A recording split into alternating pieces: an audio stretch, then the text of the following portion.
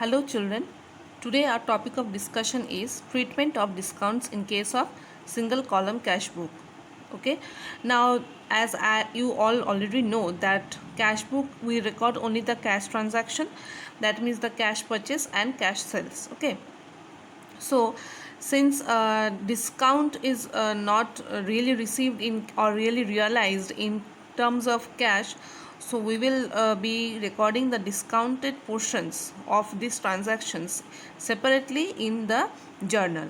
Okay, so we will only record the cash received or cash payment in cash book. So it will get more clear when I explain you this examples. So here I have given you the first transaction. Goods worth rupees 10,000 are sold for cash to Mr. X at 5% cash discounts. That means Mr. X was paying us rupees 10,000 promptly, that means at the same time, and so we have allowed them a cash discount of 5%. So we will calculate cash discount of 5% on 10,000, that is 500 rupees. So cash amount received by us will be 9,500. Okay, and the discount allowed, that is 500 rupees, this will be recorded in the journal entry. So in the cash book we will write to Mr. X in the debit side, because we are selling, so it is our income, so 9,500. Okay, and the rest 500 which we are allowing them as a discount, which is a loss for us, that will not be recorded in cash book. Okay, so that will be recorded in the journal.